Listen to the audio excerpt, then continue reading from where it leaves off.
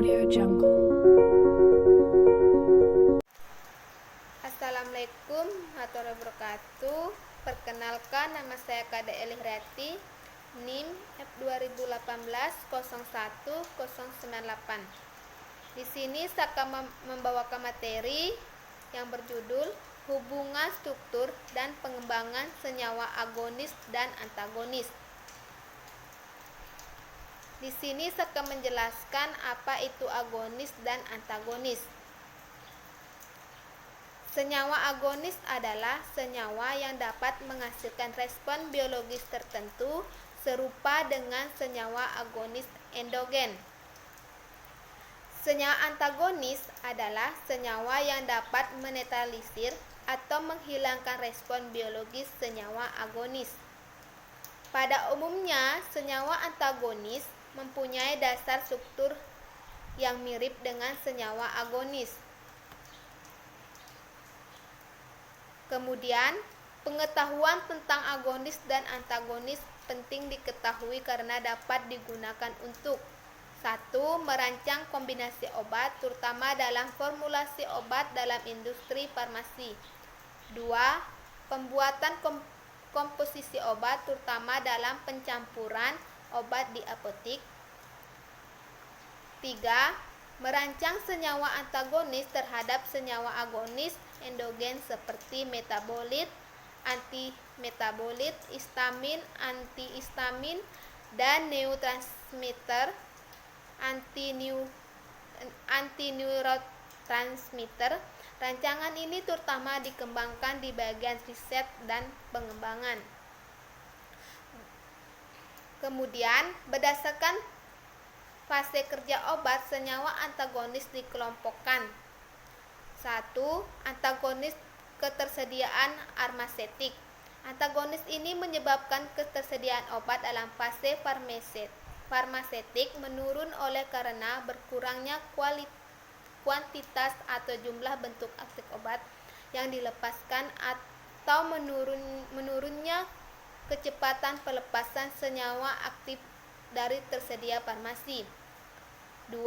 Antagonis ketersediaan biologis. Antagonis ini juga disebut antagonis farmakokinetik yang menyebabkan ketersediaan biologis obat menurun sehingga kadar obat dalam darah dan jaringan juga menurun. 3. Antagonis pada tingkat jaringan atau plasma dan reseptor. Antagonis ini juga disebut antagonis farmakodinamik yang mempengaruhi proses interaksi obat dengan reseptor spesifik sehingga menurunkan respon biologis obat. Kemudian kombinasi obat. Kombinasi obat kemungkinan melibatkan campuran 2 atau lebih obat dalam suatu formulasi. Penggunaan 2 obat dalam formulasi yang berbeda dan diminum secara bersama-sama, dan penggunaan obat yang diminum dalam waktu yang berbeda kemudian berada bersama-sama dalam darah. Penurunan efek suatu obat oleh obat yang lain atau antagonis antara obat pada umumnya tidak diinginkan, tetapi kadang-kadang juga diinginkan. Pada kasus penurunan efek obat yang tidak diinginkan, kombinasi obat dikatakan tidak sesuai. Bila senyawa antagonis diberikan sebelumnya dan objek biologis menjadi tidak sensitif terhadap obat kedua, maka terjadi proses desensitisasi dan atau pencegahan aktif obat. Kemudian, kombinasi obat juga kemungkinan dapat meningkat aktivitas obat. 1. Efek potensiasi dengan cara A. Meningkatkan ketersediaan farmasetik. 2. Meningkatkan kesediaan biologis dengan proteksi terhadap proses bioinaktivasi. 3. Menurunkan akresi obat. 4. Menurunkan ekskresi obat. 2. Yaitu efek sinergisme yang berdasarkan pengaruh pada fase Pada farmakodinamik, kombinasi obat digunakan apabila A. Obat-obat tersebut mempunyai efek potensiasi atau dosis yang digunakan untuk masing-masing obat menjadi lebih rendah dan dapat menghasilkan obat yang terapeutik yang sama dengan efek samping yang lebih kecil. B. Salah satu obat untuk menyembuhkan infeksi sedang obat yang lain untuk meringankan atau mengurangi gejala-gejala yang timbul akibat infeksi tersebut. C. Untuk mencegah resistensi mikroorganisme. D. Pada penyakit yang disebabkan oleh parasit. E. Kombinasi obat lebih murah dan nyaman penggunanya dibanding apabila penggunaannya diberi secara terpisah. Ketiga, kombinasi obat kemungkinan juga mempunyai kerugian oleh karena A. Tidak ada fleksibilitas dosis. B. Sering terjadi dosis yang diberikan tidak cukup. C. Dapat mempengaruhi identifikasi atau diagnosa penyakit. D. Toksisitas kemungkinan dapat mempengaruhi efektivitas obat yang lain. E. Dapat terjadi reaksi antara obat kombinasi kimia pada saat penyimpanan. Kemudian antagonis pada fase farmakokinetik.